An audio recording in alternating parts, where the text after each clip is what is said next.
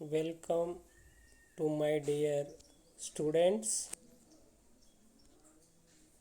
My name is Chatla Parshaya, lecturer in Commerce, Government Degree College, Mantani, Peddapalli District. ఈరోజు మనము నేర్చుకోబోయే topic auditor ప్రతిఫలము, auditor అధికారాలు లేదా హక్కులు, ఆడిటరు విధులు, తర్వాత ఆడిటరు బాధ్యతలు అనే అంశాల గురించి నేర్చుకోవటం జరుగుతుంది. మరి ఇది ఏ సబ్జెక్టుకు సంబంధించినది అని చూసినట్లయితే BCom third year 6th sem auditing సబ్జెక్టులోని ఇక 2వ యూనిట్కి సంబంధించిన సమాచారం. మరి ఆడిటరు ప్రతిఫలం అన్న దానికంటే ముందు ఆడిటరు అంటే ఏమిటి అనేది మనం చూసినట్లయితే కంపెనీ యొక్క ఖాతా పుస్తకాలను తనిఖీ చేసే వ్యక్తిని ఆడిటర్ అంటారు. అంటే జనరల్గా ఖాతా పుస్తకాలను తనిఖీ చేసే వ్యక్తిని ఆడిటర్ అంటాం. కానీ కంపెనీల చట్టంలో కంపెనీ ఖాతా పుస్తకాలను చూసి కంపెనీలో జరిగే వ్యవహారాలకు సంబంధించిన సమాచారాన్ని అంతటిని తనిఖీ చేసే వ్యక్తిని మనం ఇక్కడ ఏమని చెప్పుకుంటామంటే ఆడిటరు అని చెప్పుకుంటాం. మరి ఈ ఆడిటరు ఆ కంపెనీ ఖాతా పుస్తకాలను తనిఖీ చేసినందుకు గాను ఆడిటరుకు ఏం చేయాల్సి ఉంటుంది? రెమ్యునరేషన్ ప్రతిఫలమును చెల్లింపు చేయవలసిన అవసరం ఉంటుంది. కాబట్టి ఆడిటరుకు ప్రతిఫలమును చెల్లింపు చేయాలి.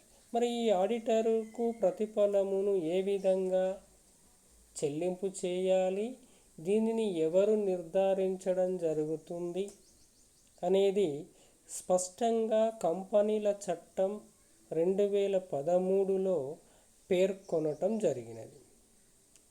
అది ఏ విధంగా అనేది మనం ఒకసారి చూసినట్లయితే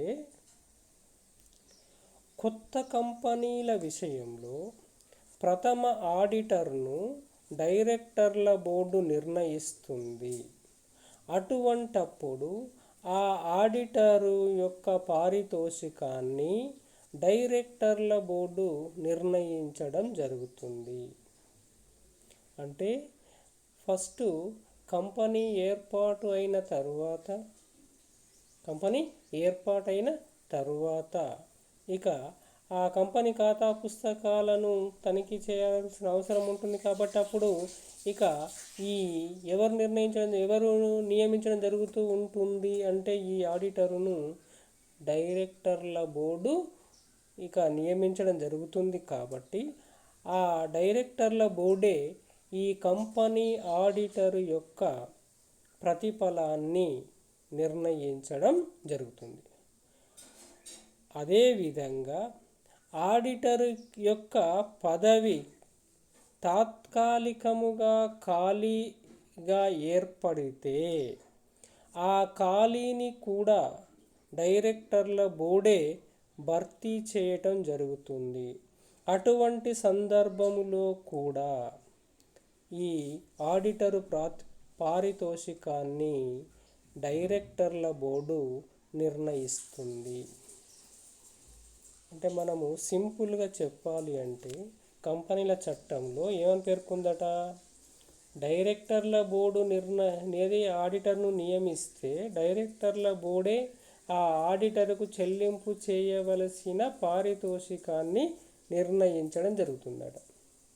అదేవిధంగా ఈ కంపెనీలో తాత్కాలికంగా ఆడిటరు పోస్టు ఖాళీ అయితే దానికి సంబంధించిన నియామకం కూడా డైరెక్టర్ల బోర్డే చేపట్టి అతనికి చెల్లింపు చేయవలసిన పారితోషికాన్ని కూడా నిర్ణయించడం జరుగుతుంది. ఇది ఫస్ట్ పాయింట్. అంటే కంపెనీ యొక్క మొదటి ఆడిటర్ను ఎవరు నియమిస్తారనేది మనకి ఆబ్జెక్టివ్ టైప్ క్వశ్చన్. ఎవరు నియమిస్తారు? డైరెక్టర్ల బోర్డు. మరి ప్రతిఫలాన్ని ఎవరు నిర్ణయిస్తారు అప్పుడు? అంటే డైరెక్టర్ల బోర్డే. అదేవిధంగా మధ్యలో తాత్కాలికంగా ఖాళీ ఏర్పడితే ఆ ఖాళీని కూడా ఈ డైరెక్టర్ల బోర్డే ఇక భర్తీ చేసి రెమ్యునరేషన్ను నిర్ణయించడం జరుగుతుంది. మరి అదేవిధంగా రెండవ సందర్భం ఏంటిదట అంటే, ఆడిటర్ను కేంద్ర ప్రభుత్వము కనుక నియమిస్తే, ఆడిటర్ను కొన్ని సందర్భాల్లో కేంద్ర ప్రభుత్వం నియమిస్తే అతని ప్రతిఫలాన్ని కూడా కేంద్ర ప్రభుత్వమే నిర్ణయిస్తుంది. అతని ప్రతిఫలాన్ని కూడా కేంద్ర ప్రభుత్వమే నిర్ణయిస్తుంది. ఇలా కేంద్ర ప్రభుత్వం నియమిస్తే కేంద్ర ప్రభుత్వమే ప్రతిఫలాన్ని నిర్ణయిస్తుంది. ఈ మూడు సందర్భాలు కాకుండా మిగతా సందర్భాలలో ఆడిటరు ప్రతిఫలమును సాధారణ వార్షిక సమావేశంలో నిర్ణయించడం జరుగుతుంది. లేదా ఆ సమావేశంలో పేర్కొనబడిన పద్ధతిలో ప్రతిఫలమును నిర్ణయించడము జరుగుతుంది. అంటే ఇక ఈ డైరెక్టర్ల బోర్డు నియమించడము, కేంద్ర ప్రభుత్వం నియమించడం కాకుండా మిగతా సందర్భములో అయితే సాధారణ వార్షిక సమావేశంలో ఆడిటర్ యొక్క ప్రతిఫలము నిర్ణయించడము జరుగుతుంది. మరి అదేవిధంగా మరొక పాయింట్ ఏమంటుందంటే, పాత ఆడిటరునే తిరిగి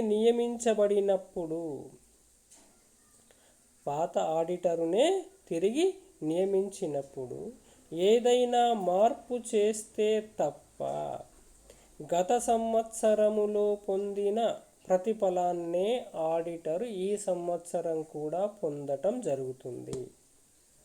అంటే లాస్ట్ ఇయర్ చేసిన ఆడిటర్నే ఈ సంవత్సరం కూడా కొనసాగించడం జరిగినట్లయితే, ఇక ఏమైనా మార్పులు చేర్పులు ఏమీ లేకపోతే గత సంవత్సరములో చెల్లించిన ప్రతిఫలాన్నే ఈ సంవత్సరము కూడా చెల్లింపు చేయడం జరుగుతుంది అని చెప్పడం జరిగింది. మరి అదేవిధంగా మామూలు ఆడిట్ పనినే కాకుండా ఆడిటర్ అదనంగా ఏదైనా పనిని చేస్తే, అంటే ముగింపు లెక్కలను తయారు చేయటం కానీ, ఆదాయం పన్ను రిటర్న్స్ తయారు చేయటం కానీ చేసినట్లయితే అది అదనపు పనిగా భావించి అతనికి అదనపు ప్రతిఫలాన్ని ముట్టజెప్పడం జరుగుతుంది. అంటే అదనపు పని చేసినందుకు గాను అదనంగా ప్రతిఫలాన్ని చెల్లింపు చేయాల్సిన అవసరం ఉంటుంది. మరి ఇంకా ఏమని చెప్తున్నాడు అంటే, ఆడిటర్ పారితోషికమునకు అతనికి ఖర్చుల కింద చెల్లించిన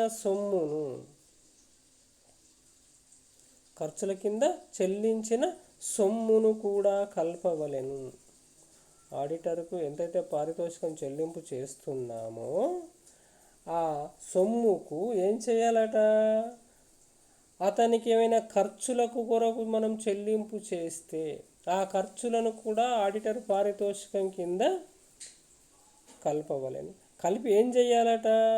లాభ నష్టాల ఖాతాలో ఆడిటరుకు చెల్లించిన పారితోషికమును, అతడు చేసిన ఇతర సేవలకు చెల్లించిన పారితోషికమును విడివిడిగా చూపవలెను.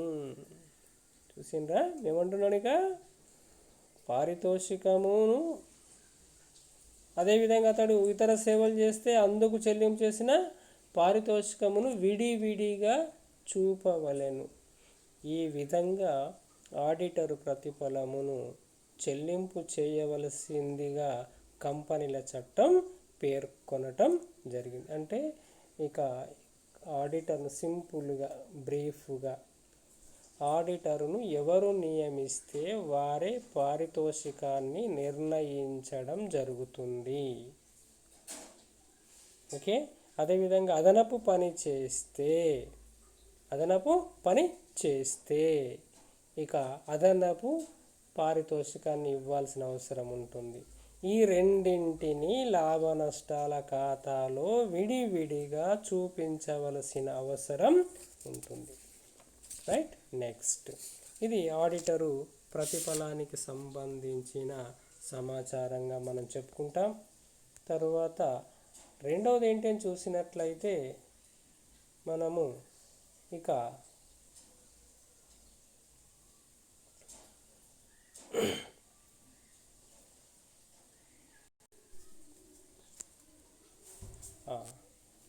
నెక్స్ట్ టాపిక్ ఏమిటని చూసినట్లయితే ఆడిటర్ అధికారాలు లేదా హక్కులు, powers or rights of auditor. భారత కంపెనీల చట్టం ఆడిటర్ యొక్క అధికారాలను హక్కులను స్పష్టంగా నిర్వచించినది. ఆడిటర్ యొక్క హక్కులను లేదా పవర్స్ను స్పష్టంగా పేర్కొనడం జరిగింది లేదా నిర్వచించడం జరిగినది. అది ఏంటిదని చూసినట్లయితే కంపెనీ ఖాతా పుస్తకాలను ఓచర్లను తనిఖీ చేసే హక్కును కలిగి ఉండటం జరుగుతుంది. అంటే కంపెనీ ఖాతా పుస్తకాలను తనిఖీ చేసేటప్పుడు, ఖాతా పుస్తకాలను ఆడిట్ చేసేటప్పుడు ఆ పుస్తకాలకు సంబంధించిన సమాచారము, పుస్తకాలలో పేర్కొన్న సమాచారమును తెలుసుకోవడానికి, మరి అదేవిధంగా ఓచర్లను తనిఖీ చేసే హక్కును తప్పనిసరిగా కలిగి ఉన్నాడు. ఇవి ఎక్కడున్నాయో అక్కడి నుంచి వెళ్ళి తెప్పించుకునే ఏర్పాటు చేయటం జరుగుతూ ఉంటుంది. లేదనుకుంటే ఇతడే స్వయంగా పోయి తనిఖీ చేసే అధికారము లేదా హక్కును కలిగి ఉండటము జరుగుతూ ఉంటుంది. అంటే ఇక ఈ పుస్తకాల్లో శాసనాత్మక పుస్తకాలు అని తప్పనిసరిగా కొన్ని కంపెనీ చట్టం ప్రకారం మెయింటైన్ చేసేటివి ఉంటాయి. వాటిని తప్పనిసరిగా ఇక తనిఖీ చేయవలసిన అవసరం ఉంటుంది. కాబట్టి ఆ పుస్తకాల్లో పేర్కొన్న అంశాలకు సంబంధించి, పద్దులకు సంబంధించి ఓచర్లు ఉన్నాయా లేవా తనిఖీ చేసే హక్కును కలిగి ఉండడం జరుగుతూ ఉంటుంది. అదేవిధంగా రెండవ హక్కు లేదా అధికారం ఏంటిదట అంటే సంబంధిత అధికారుల నుండి సమాచారము పొందే హక్కు. సంబంధిత అధికారుల నుండి సమాచారము పొందే హక్కును కలిగి ఉండడం జరుగుతూ ఉంటుంది. అంటే తనకి ఏదైనా సమాచారము కావలసి వచ్చినట్లయితే ఆ సమాచారము ఏ అధికారి నుండి కావాలో ఆ అధికారి దగ్గర నుండి తప్పనిసరిగా తీసుకునే హక్కు కలిగి ఉంటుంది. అతడు ఏ అధికారో ఆ అధికారి ఇవ్వను అనడానికి వీలు లేదు. కాబట్టి ఒకవేళ అది దానికి సంబంధించినది ఇవ్వనట్లయితే దానికి బాధ్యత వహించవలసిన అవసరము ఉండటము జరుగుతూ ఉంటుంది. కాబట్టి సంబంధిత అధికారుల నుండి సమాచారము పొందే హక్కును కూడా కలిగి ఉండటం జరుగుతుంది. నెక్స్ట్ హక్కు ఏమిటంటే సాధారణ సమావేశము నోటీసును స్వీకరించడానికి, సమావేశానికి హాజరు కావడానికి హక్కును కలిగి ఉండడం జరుగుతుంది. అంటే కంపెనీ యొక్క జనరల్ మీటింగ్ అనేది ఉంటుంది కదా, ఆ మీటింగుకు సంబంధించిన నోటీసును పొందడం జరుగుతుంది. పొందే హక్కు అంటే పొందకపోతే ఎందుకు నాకు ఇవ్వలేదు అని అడిగే హక్కు కూడా ఉంటుంది. అలా పొందిన తర్వాత ఈ సాధారణ వార్షిక సమావేశంలో పాల్గొనే హక్కు కూడా ఉండడం జరుగుతూ ఉంటుంది. అంటే ఈ సాధారణ సమావేశము హాజరు అయ్యి ఆ సమావేశములో చర్చించిన అంశాలకు సంబంధించిన సమాచారం ఏదైనా అడిగినప్పుడు ఇతడు చెప్పడానికి కూడా హక్కును కలిగి ఉండటము జరుగుతూ ఉంటుంది. కాబట్టి సాధారణ సమావేశపు నోటీసును స్వీకరించడము, అదేవిధంగా సాధారణ సమావేశము హాజరు కావడానికి హక్కును కలిగి ఉండటం జరుగుతుంది. నెక్స్ట్, ముగింపు ఖాతాలలో పొందుపరచవలసిన సమాచారము పొందే హక్కు. ముగింపు ఖాతాలలో పొందుపరచవలసిన సమాచారము పొందే హక్కును కూడా కలిగి ఉండడం జరుగుతూ ఉంటుందట.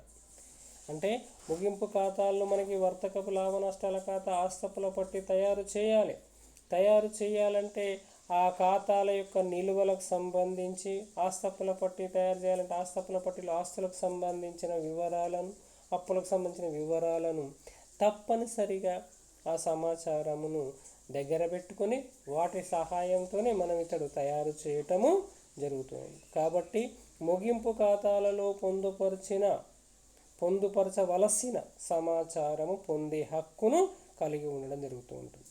నెక్స్ట్, 5వ హక్కు ఏంటంటే బ్రాంచి కార్యాలయాలను సందర్శించే హక్కు కలిగి ఉంటాడట. అంటే మన కంపెనీకి ఏదైనా ఒకే ప్రదేశంలో కాకుండా ఇతర ప్రదేశాలలో బ్రాంచీలు కనుక ఉన్నట్లయితే ఆ కంపెనీకి ఆడిటర్ ఇతడే కాబట్టి ఆ బ్రాంచీలను కూడా సందర్శించే హక్కు. అంటే ఆ బ్రాంచీలు ఖాతా వ్యవహారాలు ఏ విధంగా రాస్తూ ఉన్నారు, దానికి సంబంధించిన ఏమైనా సమాచారం కావలసి వచ్చినట్లయితే అక్కడ అధికారుల నుంచి తెప్పించుకోవడం కానీ, లేదా ఆ అధికారులు ఏదైనా సమాచారం అడిగితే ఇతడు చెప్పడం కానీ చేయడానికి హక్కును కలిగి ఉండటము జరుగుతూ ఉంటుంది. కాబట్టి బ్రాంచి కార్యాలయాలను సందర్శించే హక్కును ఆడిటర్ కలిగి ఉండడం జరుగుతుంది. నెక్స్ట్, ఆడిటర్ ప్రతిఫలం. మరి ఆడిటర్ ప్రతిఫలము పొందే హక్కును కూడా కలిగి ఉండడం జరుగుతూ ఉంటుంది. అంటే ఆడిటరు ఆ కంపెనీ ఖాతా పుస్తకాలను చూసుకోవడం జరుగుతూ ఉంటుంది. కాబట్టి అందుకు గాను తప్పనిసరిగా మనం ఇంతకుముందు చెప్పుకున్న ప్రతిఫలమును నిర్ణయించడం జరుగుతుంది. కాబట్టి ఆ నిర్ణయించిన ప్రతిఫలాన్ని ఇక నెల కావచ్చు, విడతల వారీగా కావచ్చు పొందే హక్కు ఆడిటర్కు ఉండటం జరుగుతూ ఉంటుంది. అదేవిధంగా ఆడిట్ రిపోర్టు మీద సంతకం చేసే హక్కును కూడా కలిగి ఉండడం జరుగుతూ ఉంటుంది. ఆడిటర్ ఇక రిపోర్టు మీద సంతకం చేసే హక్కును కూడా కలిగి ఉండడం జరుగుతుంది. అంటే మనం ఇంతకుముందు చెప్పుకున్నాం పోయిన క్లాసులో. ఆడిట్ రిపోర్ట్ అంటే ఏమిటి? కంపెనీ ఖాతా పుస్తకాలను తనిఖీ చేసిన తర్వాత ఆడిటర్ ఒక నివేదికను లేదా ఒక రిపోర్టును తన అభిప్రాయం రూపంలో తెలియజేయాల్సిన అవసరం ఉంటుంది. కాబట్టి దాన్నే ఆడిట్ రిపోర్టు అంటాం. ఆ రిపోర్టును తయారు చేసి దాని మీద సంతకం చేసే హక్కును కలిగి ఉండటము జరుగుతూ ఉంటుంది. కాబట్టి ఇదొక హక్కుగా మనం భావిస్తూ ఉంటాం. తర్వాత మెంబర్ల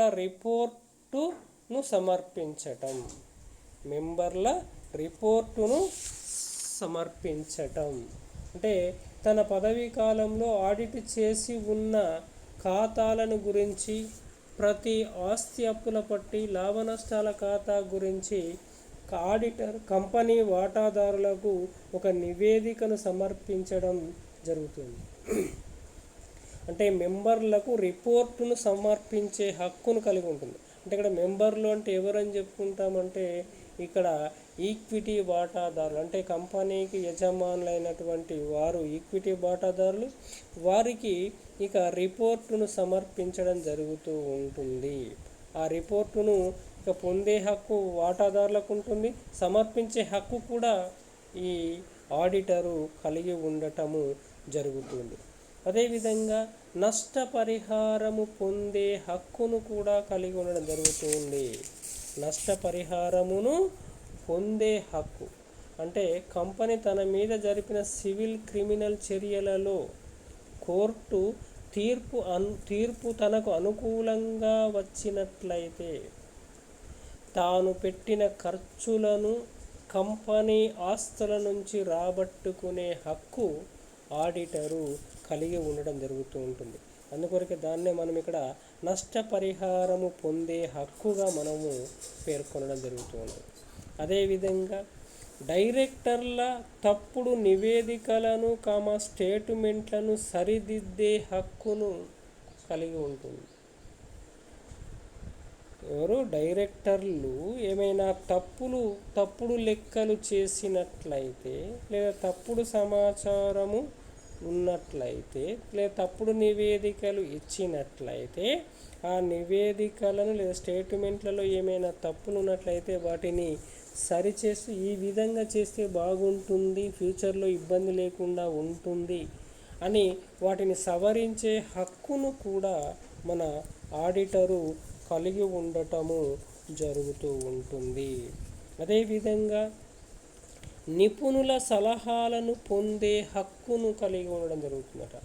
నిపుణుల సలహాలను పొందే హక్కు అంటే ఇది ఏ సందర్భంలో వాడటం జరుగుతూ ఉంటుంది అని చూసినట్లయితే, ఇక ముగింపు లెక్కలు తయారు చేసేటప్పుడు ఆస్తులను మూల్యాంకనం చేయవలసిన అవసరం ఉంటుంది.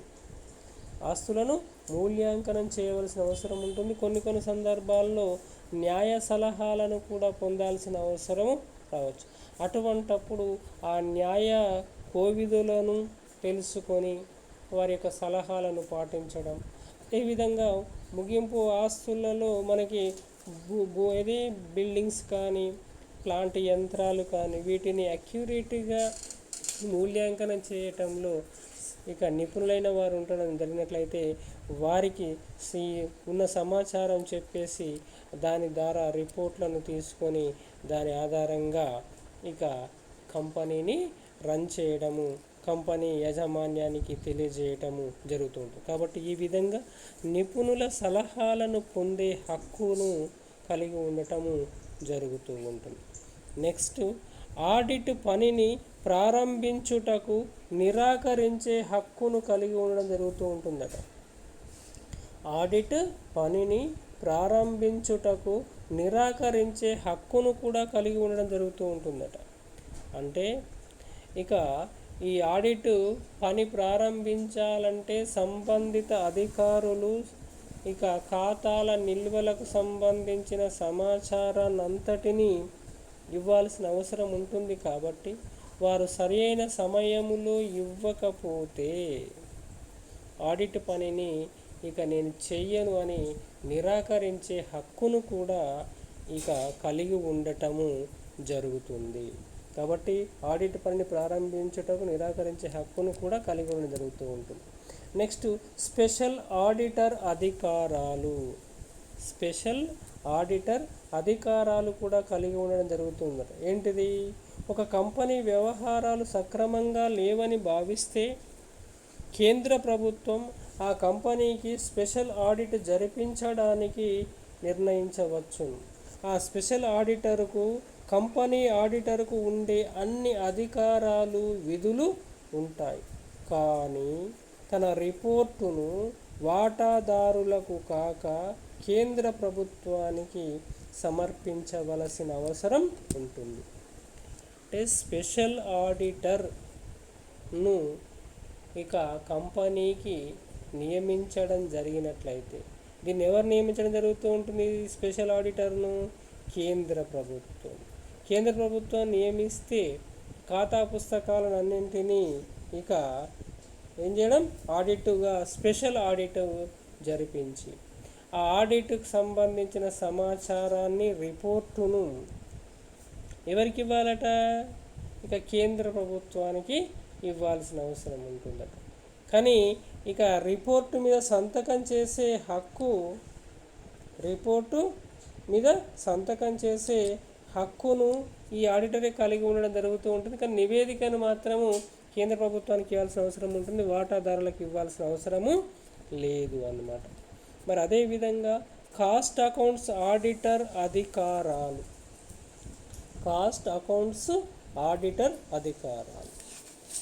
కొన్ని సందర్భాలలో ఉత్పత్తి సంస్థలు లేదా ప్రాసెసింగ్ సంస్థలు లేదా గనుల తవ్వకము నిర్వహించే కంపెనీలు ఏవైతే ఉంటాయో అవి ఇక కాస్ట్ అకౌంట్స్ ఆడిట్ను జరిపించవలసిందని కంపెనీ యాజమాన్యం వారు ఆదేశించడం జరగవచ్చు. ఆ సందర్భంలో కాస్ట్ అకౌంట్స్ ఆడిటర్ను నియమించి ఆ ఆడిటరు ఆ ఖాతా పుస్తకాలను ఆడిట్ చేసి ఆడిట్ చేసి తన రిపోర్టును ఇక ఇది మామూలు ఉత్పత్తి సంస్థలైనట్లయితే ఎవరికి? వాటాదారులకు. కానీ కేంద్ర ప్రభుత్వమునకు సంబంధించినవి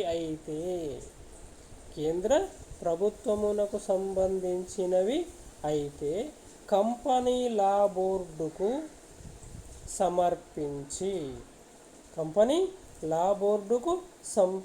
సమర్పించి అంటే ఏది? నివేదికను సమర్పించి ఒక కాపీని ఆ కంపెనీకి ఉంచడం జరుగుతుంది, లేదా కంపెనీకి ఇవ్వటము జరుగుతుంది.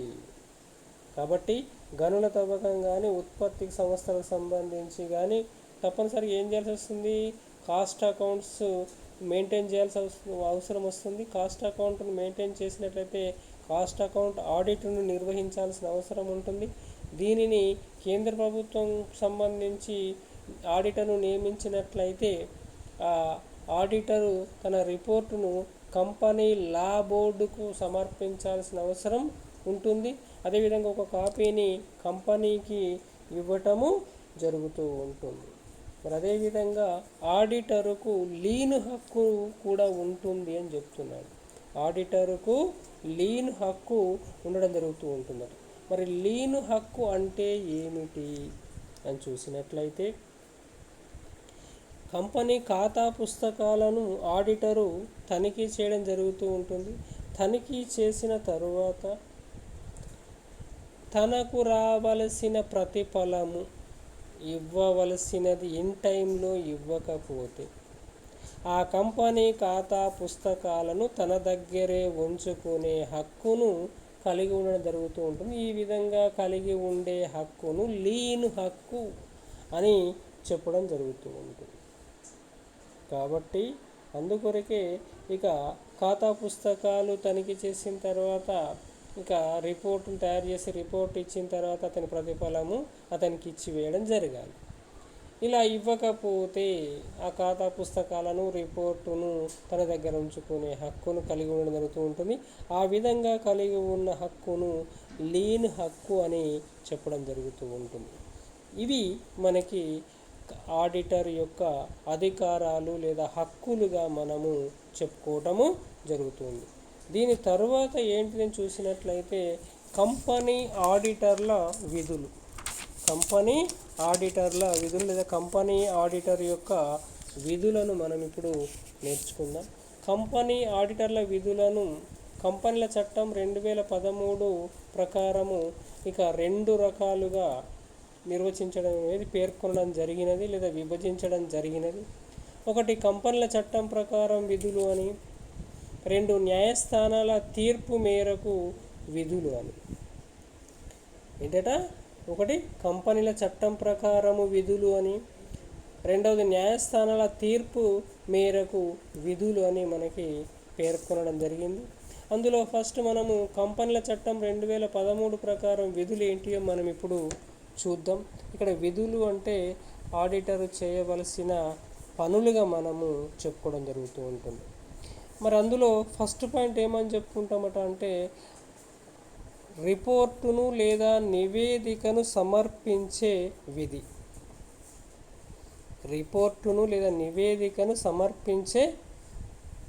విధి. అంటే ఆడిటరు తాను ఆడిట్ చేసిన తర్వాత తన అభిప్రాయాన్ని ఇక ఒక నివేదిక రూపంలో తెలియజేయాల్సిన అవసరం ఉంటుంది. దాన్ని ఆడిట్ రిపోర్టు అంటాం. ఆ రిపోర్టును తప్పనిసరిగా ఇక ఎవరికి? వాటాదారులకు సమర్పించాల్సిన అవసరము ఉంటుంది. తప్పనిసరిగా సమర్పించాల్సిందిగా కోరడం జరుగుతూ ఉంటుంది. అదేవిధంగా శాసనాత్మక రిపోర్టును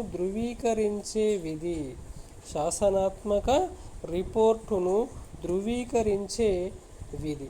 మరి శాసనాత్మక రిపోర్ట్ అంటే ఏమిటి అని చూసినట్లయితే ఆడిటరు కొన్ని శాసనాత్మక రిపోర్టులో కొన్ని విషయాలను యథార్థంగా ఉన్నాయా లేదా చూడాల్సిన అవసరం ఉంటుంది. ఆ యథార్థంగా దాన్ని ధృవీకరించాల్సిన అవసరము ఉంటుంది. అవి ఏంటి అని చూసినట్లయితే నగదుకు కానీ ఇతర ప్రతిఫలానికి కానీ కేటాయించిన వాటాల సంఖ్య ఎంత, కేటాయించిన వాటాల మీద కంపెనీ వసూలు చేసిన నగదు ఎంత, కంపెనీ వసూలు చెల్లింపులు చేసే నివేదిక ఏ విధంగా ఉంది మొదలగు అంశాలకు సంబంధించి వాటిని ధృవీకరించే విధిగా మనం చెప్తూ ఉంటాం. కాబట్టి వీటిని తప్పనిసరిగా శాసనాత్మక రిపోర్టు అని చెప్పుకుంటూ ఉంటాం. మరి అదేవిధంగా పరిచయ పత్రములోని కొన్ని అంశాలను ధృవీకరించే విధి, పరిచయ పత్రములోని కొన్ని అంశాలను ధృవీకరించే విధిగా మనము ఏంటి అని చూసినట్లయితే, ఇక నడుస్తున్న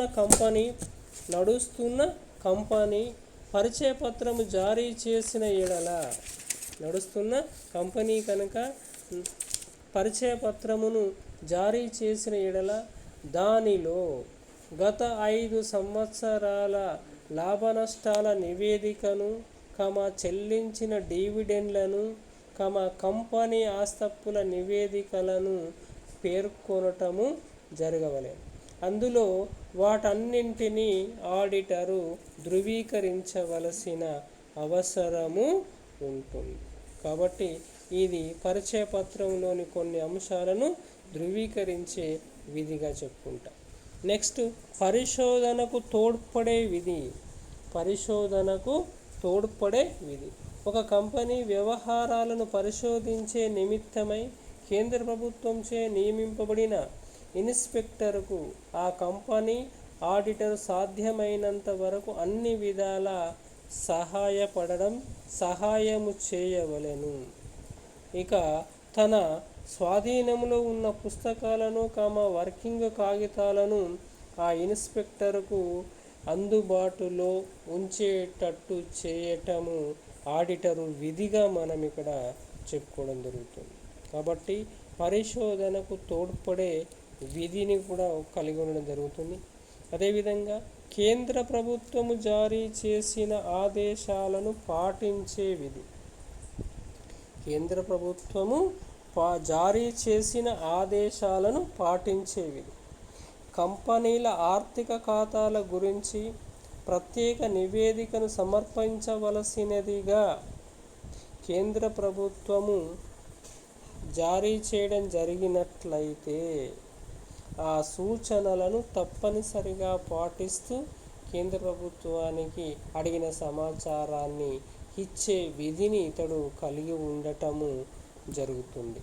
మరి అదేవిధంగా పరిసమాప్తి సమయంలో నివేదికను సమర్పించే విధి.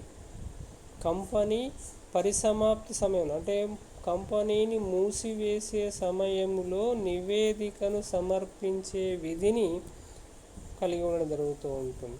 అంటే కంపెనీ పరిసమాప్తిలో కూడా ఆడిటరు ఇక కంపెనీ ఖాతా పుస్తకాలను ముగింపు చేయాల్సిన అవసరం ఉంటుంది. ఆ ముగింపు చేసిన సందర్భానికి సంబంధించిన సమాచారాన్ని అంతరిని కోర్టుకు నివేదించాల్సిన అవసరం ఉంటుంది. కాబట్టి పరిసమాప్తి సమయంలో నివేదిక తయారు చేసే విధిని కూడా కలిగి ఉండడము జరుగుతుంది. మరి ఇది ఏంటి, కంపెనీల చట్టం 2013 ప్రకారము ఉండే విధులుగా చెప్పడం జరుగుతూ ఉంటుంది. నెక్స్ట్, న్యాయస్థానాలలో ఇచ్చిన తీర్పుల ఆధారంగా విధులు. న్యాయస్థానాలలో ఇచ్చిన తీర్పుల ఆధారంగా మన ఆడిటర్ ఎలాంటి విధులను చేపట్టాలో ఇప్పుడు మనం చూద్దాం.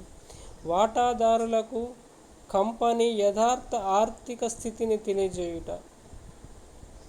వాటాదారులకు కంపెనీ యథార్థ ఆర్థిక స్థితిని తెలియజేయుట అంటే ఇక్కడ మనం ఏం చెప్పుకుంటామని చూసినట్లయితే, ఆడిట్ జరిగేటప్పుడు కంపెనీ యథార్థ ఆర్థిక స్థితిని నిశ్చయించి నివేదించవలెను. అతడి విధి అంతవరకే పరిమితం. అయితే అలాంటి స్థితిని నిశ్చయించడము ఎట్లా అనే ప్రశ్న ఉదయిస్తుంది. దానికి సమాధానం ఇది. కంపెనీ పుస్తకాలను పరీక్షించడం వల్ల పుస్తకాలు ఇట్లా చూపిస్తున్నాయని నిశ్చయించడానికి అతను సముచితమైన జాగ్రత్తలు తీసుకొనవలెను అని ఇక్కడ మనము పేర్కొనడం జరుగుతుంది. అంటే ఇక ఈ న్యాయస్థానములో ఇచ్చిన తీర్పుల ఆధారంగా విధులు అంటే ఏం చెప్పుకుంటామంటే, న్యాయస్థానము ఈలో తీర్పులు ఏ విధంగా ఇవ్వటం జరిగితే ఆ విధంగా ఈ ఆడిటరు పని చేసుకుంటూ వెళ్ళిపోవడం జరగాలి. అదేవిధంగా నివేదికను సభ్యులకు సమర్పించుట, నివేదికలను సభ్యులకు సమర్పించుట. అయితే ఆడిటరును ఎవరు నియమించిన, అంటే డైరెక్టర్ల బోర్డు నియమించిన, తర్వాత కేంద్ర ప్రభుత్వం నియమించిన, తర్వాత వాటాదారులు నియమించిన తన నివేదికను మాత్రము ఎవరికి అంటే ఈక్విటీ వాటాదారులకే సమర్పించవలసిన విధి కలిగి ఉంటుంది. ఇది ఇక న్యాయస్థానము ఇక తీర్పు ఇవ్వటము జరిగినది. మరి నెక్స్ట్ నివేదికను సెక్రటరీకి పంపుట, నివేదికను సెక్రటరీకి పంపుట అంటే రిపోర్టును సెక్రటరీకి పంపుట. ఇది కూడా న్యాయస్థాన తీర్పులో ఇచ్చిన విధిగా భావించాలి. ఆడిటరు తప్పనిసరిగా తాను ఆడిట్ చేసిన ఖాతా పుస్తకాల మీద తన అభిప్రాయాన్ని తెలియజేయవలసిన అవసరము ఉంటుంది. కాబట్టి ఆ నివేదికను ఈ వాటాదారులకి ఒక కాపీని ఇస్తూ మరొక కాపీని తప్పనిసరిగా కంపెనీ సెక్రటరీకి పంపవలసిన అవసరం ఉంటుంది. అలా పంపకపోతే ఇక అతడు ఇక కంపెనీల చట్టానికి ఫిర్యాదు చేయడం జరుగుతూ ఉంటుంది. కాబట్టి ఇది న్యాయస్థానం ద్వారా తీర్పు వచ్చింది కాబట్టి ఆ తీర్పును మన ఆడిటరు శిరస వహించాల్సిన అవసరం ఉంటుంది. కాబట్టి నివేదికను ఒక కాపీని సెక్రటరీకి కూడా పంపించాల్సిన విధిని కలిగి ఉండటము జరుగుతుంది. కొన్ని కేసుల ఆధారంగా ఉన్నాయి. ఏంటంటే కేఫ్ versus London and country land building company limited కేసులో ఇది 1912లో జరిగిందట. ఈ కేసు ప్రకారం ఏముందట అని చూసినట్లయితే, నిర్లక్ష్యం కారణంతో ఆడిటర్లకు కంపెనీ ఖాతా పుస్తకాలు వోచర్లు అందుబాటులో లేకుండా చేయవలెనని డైరెక్టర్లు చేసిన నిర్ణయంతో కోర్టు జోక్యం చేసుకోదు. ఇటువంటి సందర్భాలలో సాధారణ సమావేశం జరిపి వాటాదారుల అభిప్రాయాలను తెలుసుకొనుట రివాజీ. అంటే కొన్ని సందర్భాల్లో కంపెనీని నిర్వహించేది డైరెక్టర్ల బోర్డే కాబట్టి ఆ డైరెక్టర్ల బోర్డు ఖాతా పుస్తకాలు నిర్వహిస్తారు కాబట్టి ఆడిట్ నియామకము వాటాదారుల చేత జరిగినట్లయితే ఆ ఆడిట్ చేయాలి అంటే ఈ పుస్తకాలు ఓచర్లు కావాలి. కాబట్టి అలాంటి సందర్భంలో వారు డైరెక్టర్లు ఇవి ఇయ్యకపోతే వాటాదారుల సమావేశం జరిపి ఆ వాటాదారుల అభిప్రాయం తీసుకొని ఇక నివేదికను తయారు చేస్తే సరిపోతుంది. ఆ విధంగా ఆ ఆడిటరు విధిని నియమించాల్సిన అవసరం ఉంటుంది, లేదా విధిని పాటించాల్సిన అవసరము ఉంటుంది. అదేవిధంగా మరొక కేసులో Kingston cotton mill company limited, ఇది కూడా ఒక కేసులో తీర్పు ఇవ్వడం జరిగింది. ఈ తీర్పు ప్రకారము ఇది ఎప్పుడు జరిగిందట? 1896లో జరిగిందట. అది ఏంటిదని చూసినట్లయితే, ఆడిటర్ ఒక డిటెక్టివ్ కానవసరం లేదు. అనుమానంతో కానీ ఏదో తప్పుడు పని జరిగిందనే నిశ్చితాభిప్రాయంతో కానీ తన పనిని మొదలు పెట్టనవసరం లేదు. అతడు జాగరూక శ్వాసనమే గాని జాగీలము కాదు. కంపెనీ విశ్వాసం ఉంచిన అనుభవజ్ఞులైన ఉద్యోగులను నమ్మడంలో ఇతనిని అపేక్షించింది లేదు. సముచితమైన జాగ్రత్త తీసుకొని వాళ్ళు నిజాయితీని నమ్మవచ్చును. అంటే ఇక్కడ ఆడిటరు ఏం చేస్తాడట? జనరల్గా ఇక ఏం చేయడం జరుగుతూ ఉంటుంది? ఇతడు ఆ కంపెనీలో పనిచేసే ఉద్యోగస్తులను నమ్మడం జరుగుతూ ఉంటుంది. వారు ఇచ్చిన సమాచారం మీదనే ఆధారపడి ఉండటము జరుగుతూ ఉంటుంది. ఇవి మనకి న్యాయస్థానం ద్వారా ఇచ్చిన తీర్పుల ఆధారంగా నిర్వహించే విధులుగా మనము చెప్పుకోవడం జరుగుతూ ఉంటుంది.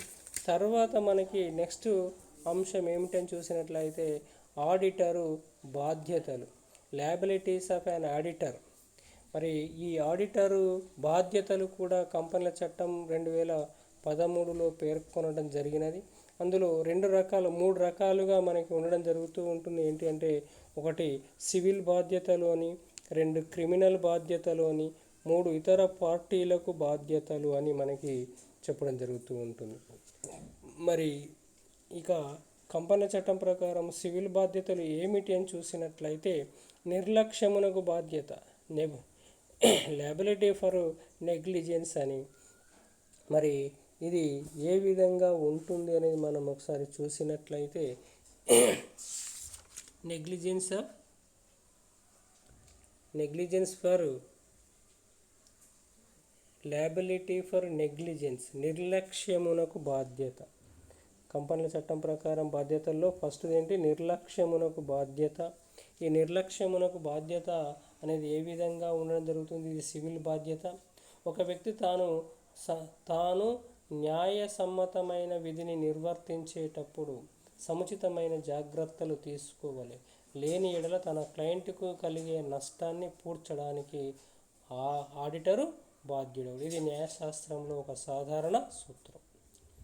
అంటే తాను ఏ పనినైతే నిర్వర్తించడం జరుగుతూ ఉంటుందో దాన్ని తగు జాగ్రత్తగా తీసుకోవాలని, లేని ఎడల అందువల్ల జరిగే నష్టానికి ఈ ఆడిటరు బాధ్యత వహించవలసిన అవసరం ఉంది.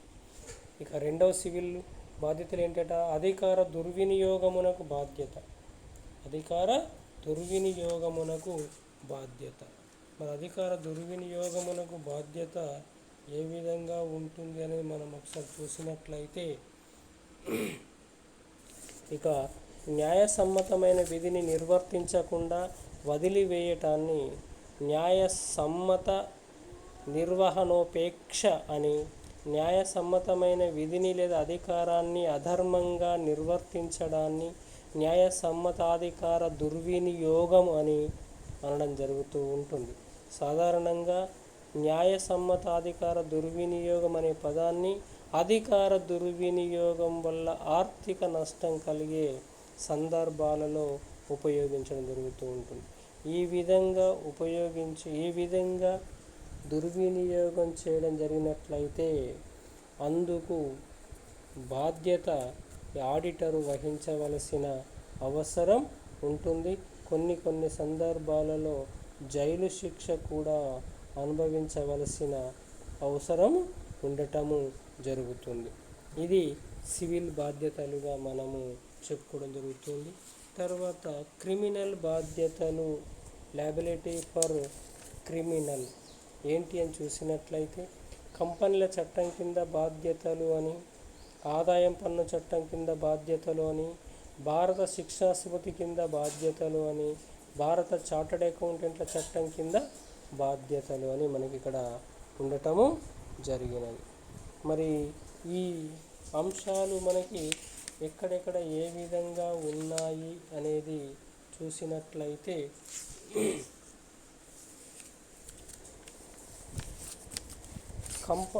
ఆడిటర్ హోదాలో లేదా ఆఫీసర్ హోదాలో తనను కంపెనీల చట్టం కింద నేరాలుగా పరిగణించిన లోపాలను చేసినప్పుడు అతనికి జరిమానా కానీ, కారాగార వాస శిక్ష కానీ, లేదా 2 కానీ కోర్టు విధించడం జరుగుతుంది. ఇది మనకి క్రిమినల్ బాధ్యతగా మనము చెప్పుకోవటము జరుగుతుంది. అదేవిధంగా ఆదాయం పన్ను చట్టం ప్రకారము మనకి ఇక బాధ్యతలు ఏమిటని చూసినట్లయితే, ఇక సకాలంలో ఆదాయం పన్ను రిటర్న్స్ను సమకూర్చకపోతే దానికి బాధ్యతను కూడా ఇక ఆడిటరే వహించవలసిన అవసరం ఉంటుందని చెప్పుకుంటూ ఉంటాం. అంటే డైరెక్టర్ల బోర్డు మొత్తం సమాచారం అంత ఇచ్చినప్పటికీ ఈ ఆడిటరే నెగ్లెన్సీ చేసి ఇన్ టైంలో ఇక సమర్పించకపోతే అందుకు బాధ్యత వహించాల్సింది ఆడిటర్గానే పరిగణించడం జరుగుతుంది. అదేవిధంగా భారత శిక్షా స్మృతి చట్టము ప్రకారము బాధ్యత ఏమిటని చూసినట్లయితే, న్యాయశాస్త్రం ప్రకారం ఇవ్వవలసిన సర్టిఫికేటు అసత్యమని తెలిసి ఉండి కూడా ఇక ఈ సంతకం చేసి ఇచ్చిన, అబద్ధ సాక్ష్యం ఇచ్చిన, ఇక దాన్ని మనం ఇక్కడ భారత శిక్షాస్మృతి చట్టం కింద అతడు బాధ్యత వహించవలసిన అవసరము ఉండటం జరుగుతూ ఉంటుంది. అదేవిధంగా భారత చార్టర్డ్ అకౌంటెంట్ చట్టం కింద ఎలాంటి బాధ్యతలు ఉంటాయి అనేది మనం ఒకసారి చూసినట్లయితే,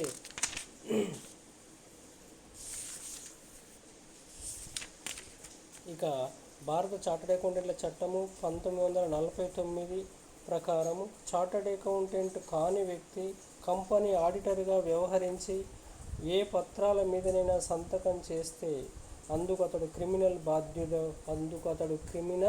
బాధ్యతను వహించవలసిన అవసరం వస్తుంది. అదేవిధంగా ఆ నేరాన్ని తప్పనిసరిగా మొదటిసారిగా చేస్తే 1000 రూపాయల వరకు జరిమానా విధిస్తారు. పునరావృతమైనట్లయితే 5000 రూపాయల వరకు జరిమానా విధించడము, 6 నెలల వరకు జైలు శిక్ష లేదా రెండింటిని విధించే ఆస్కారము ఉండటము జరుగుతూ ఉంటుంది. ఈ విధంగా మనకి ఆడిటర్కి ఇంకా ఇది బాధ్యతలు కంపెనీల చట్టము పేర్కొనడం జరిగింది. ఇవి మనకి ఈరోజు మనము నేర్చుకున్న పాఠ్యాంశం. ఏంటి ఏం చెప్పుకున్నాం? మొట్టమొదట ఆడిటరు ప్రతిఫలం గురించి నేర్చుకున్నాం. రెండవది ఆడిటరు యొక్క అధికారాలు తర్వాత హక్కుల గురించి నేర్చుకున్నాం. మూడవది ఆడిటర్ యొక్క విధుల గురించి నేర్చుకున్నాం. నాలుగవది ఆడిటర్ యొక్క బాధ్యతల గురించి నేర్చుకున్నాం. ఇది మనం ఈరోజు నేర్చుకున్న పాఠ్యాంశము. ఓకేనా? Thank you one and all. Share చేయండి, సబ్స్క్రైబ్ చేయండి. Okay, thank you one and all.